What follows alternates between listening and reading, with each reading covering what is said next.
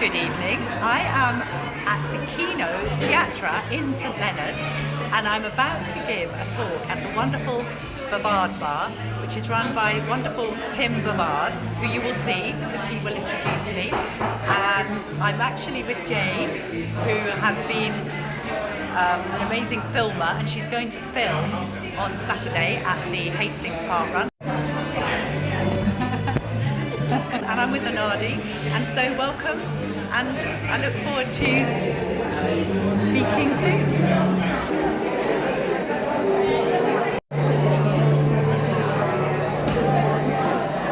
Now, I am absolutely delighted to welcome back to the Bavard Bar stage, after an absence of probably a couple of years in the pandemic, the wonderful Julia Kai-Taylor.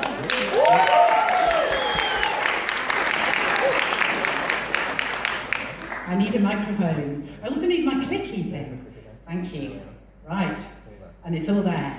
So, well, how wonderful to be here again. It was. I think it was about 2 years ago. And thank you, Tim, for giving me the opportunity to talk about my passion, but I am going to have to fit 51 years into 15 minutes. So this actually doesn't, my passion's running. I don't look as if I'm having a very nice time there. I think it was this summer at Tooting Beck, and I was probably at lap 12 of a 12.5 lap race. But actually, running, I am 64 years old, and the story goes that I never walked, I never crawled. But what happened was I just got up and started to run, and I've never stopped. And then, but actually, the real passion isn't so much running. Running happens, but what I love doing, and I've loved it since I was a tiny thing, is trying to run fast and trying to beat my time. And trying to beat my time in races. I absolutely love races. And so, when I was 8 years old, I used to get my father to take me to the playing fields, and then I would run from one end to the other as fast as I could, and he'd time me, and then I'd go, time me again, Daddy, time me again. So I'd try again and again and again. And then this led on to when I was 13, is when I first started competing in proper races. It was the Farnham and District Sports, and that's not me, Farnham and District Sports, but that was 51 years ago, and I loved it. And I was running, I was in my bare feet then. I've been a mixture between running in bare feet and shoes my whole life. And then when I was 14, I ran in the Surrey schools, and then when I was 15, I ran in the Surrey schools, and then I decided I wanted to run for England. It took me 4 years. It took me 4 years and quite a few failures to get there. And as I said, I've only got 15 minutes to do the 51 years. So we'll zoom 4 years to my first international best when I was 19. And then the next 15 years, I spent running at top level, having an amazing career. But there are a few things that stand out and a few kind of events. So when I don't know if any of you remember 1984, well I'm sure you remember, some of you remember 1984, but Zola Budd came, and funny we're talking about South Africa, Zola Budd came over to run. She was a white South African, she was 18 years old, she had a kind of family link, which meant she could get a British passport. It was hugely controversial on many levels with athletes because she took a British place. Politics, she had a lot of protesters outside all the places that she was running. She was 18 years old. I think it was hugely difficult for her.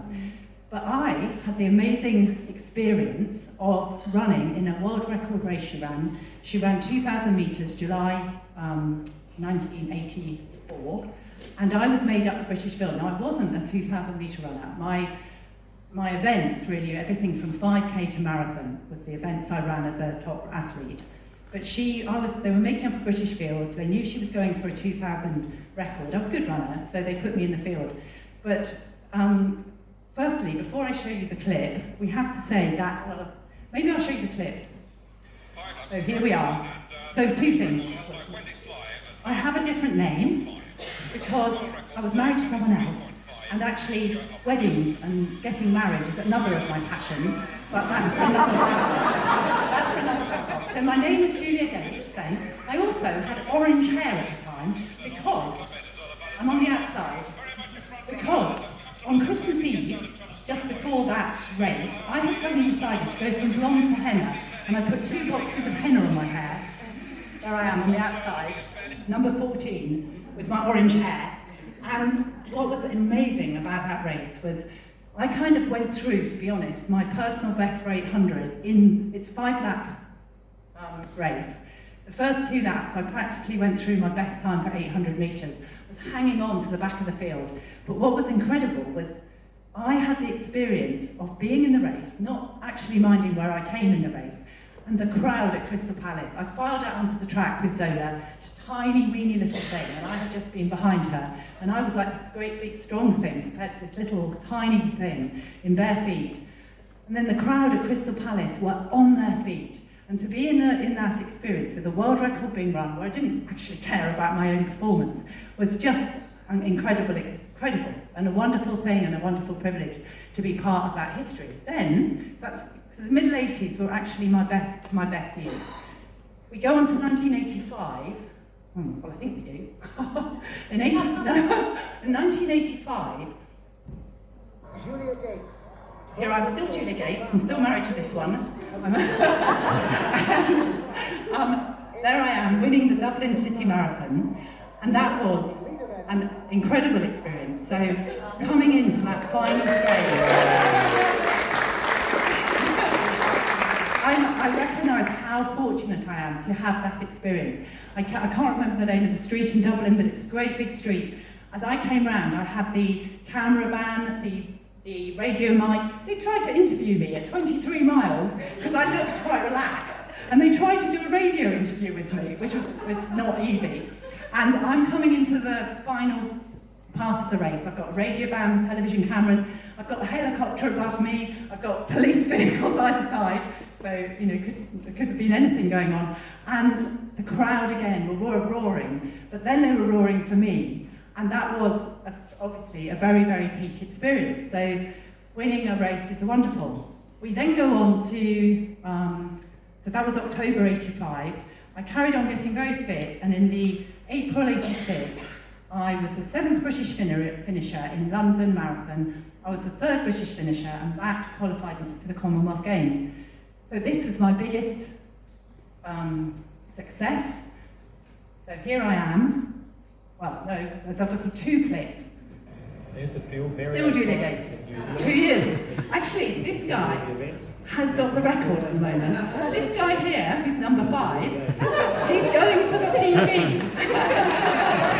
So this is another Bavard, but I think he's going to get the PB. So there I am, 287. I look very worried because I was injured. Because I had walked across, it was in Edinburgh, I had sustained an injury before London, which had jutted down my left side, but I'd limped my way through the training. I was super fit, but I was injured. I'd walked to that race in tears across the meadows in Edinburgh. I don't know if people probably know the Meadows is a big place in Edinburgh. And I was crying because I knew that I was going in on a wing and a prayer. Well, the prayer didn't happen, neither did the wing. And at 20 miles, I had to stop and watch my dreams go on without me. And that was very hard. I was 27, I think, 1986, I was 27. One of the very hardest things, to have such a public failure, to have had all my friends and family gather, to, fail on the television cameras. But I remember that Steve Avett, I don't know if you remember Steve Avett, I went back to the team and I was lying having a massage, and he was on the bed next to me, and he said, "Julia, there are other races, don't worry." And he was so kind. And then that night, loads of friends, family, my brother stood up and did a speech, and he said to everybody, "It doesn't matter what Julia's done today, what matters is she gathered us all." Now that was very hard for me to understand at 27, having failed and at my biggest dream, but I really, really grew. I really learned, because I learned, and here, I think I've got to do 2 clicks. Yes, so I really learned. This is obviously the Rudyard Kipling quote. If you can meet with triumph and disaster and treat those 2 impostors just the same, then the world and all that's in it will be yours. And I learned that. I learned that the hard way. I learned it through big failure, public failure, but I knew that I was learning something deep, and that actually it was important that to be able to truly meet with whatever happens in our life and to be able to be in our true centre and carry on. So I was carrying on. I think about a year later I was part of the New York team, not the New York team, the British team. We ran the New York Marathon, and I was second or third team, I can't remember, it's so long ago. But I got back on the horse, I got going again. But I was in a hurry. I was in such a hurry because then I felt that everybody would stop. By 30, the thing I loved doing, I'd have to stop. I envied actors, I envied singers, people I deemed would carry on doing their passion all of their life. And my passion was to run, but my passion was to try and run fast. My passion was to race. My passion was to see if I could do better than I'd done before.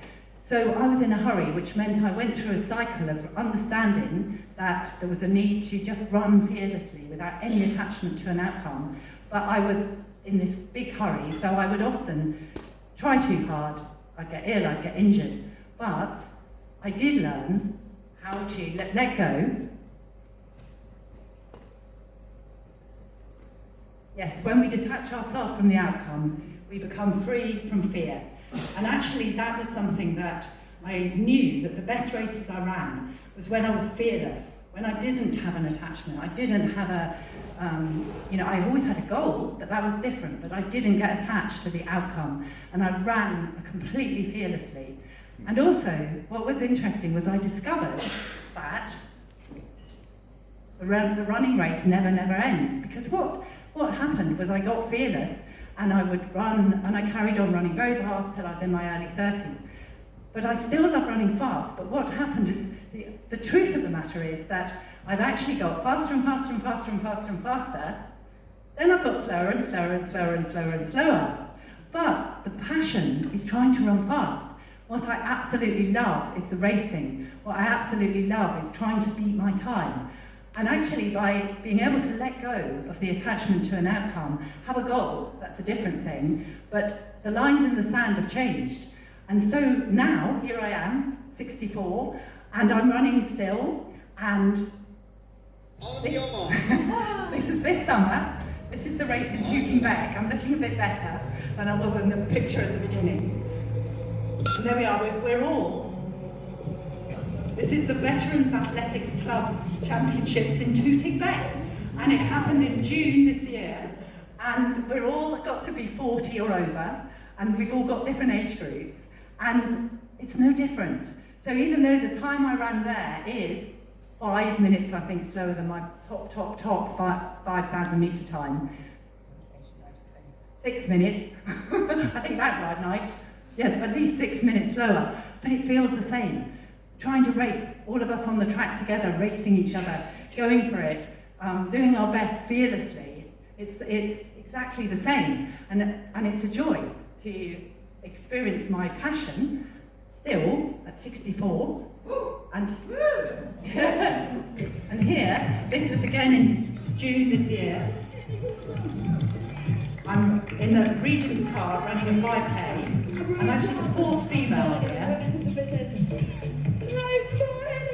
at the determination! But Julia smashed it! Julia smashed it. I'm the first over 60-year-old. I have a tendency to win the over 60-year-old age group.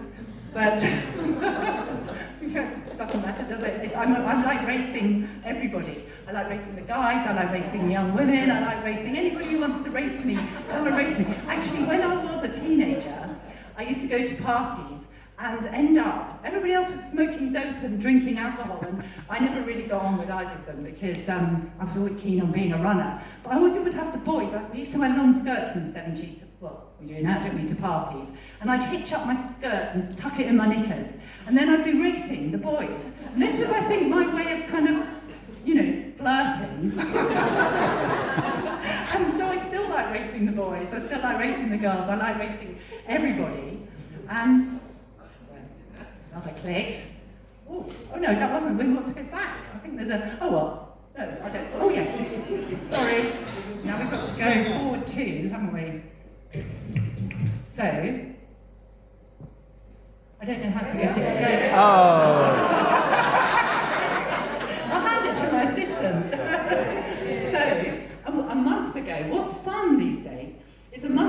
came to Hastings, and I was doing Zen Day, and that's another Bavard as well. But there's the Hastings Park Run, and so I ran in the park run in the morning on the Saturday, and because they do this whole thing that they account for people of a certain, all the ages, they do percentages. So I can end up being the absolute top of the leaderboard just because I'm 64. So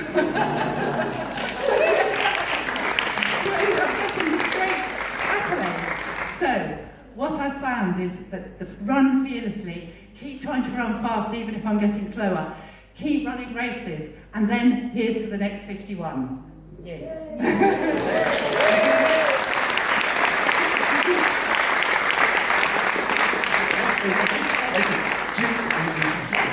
Julia Taylor, everyone. Here we go. Thank you.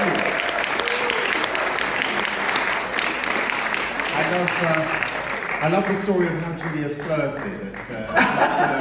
That's a new one, isn't it? I've not come across that. That's absolutely true. Yeah, honestly true. I used to tuck it into right up, high, so you'd see my high. That would work. That would work. Say, who wants to come and race me? Who wants to come and race? The first boy I ever kissed did come and race me, and I won't say his name because it's all on film, isn't it? But we raced each other, and then it ended up with my first snog. Right. So it worked. There we go. That's. I don't know where to go from that. Julia Taylor, can we give her a huge hand?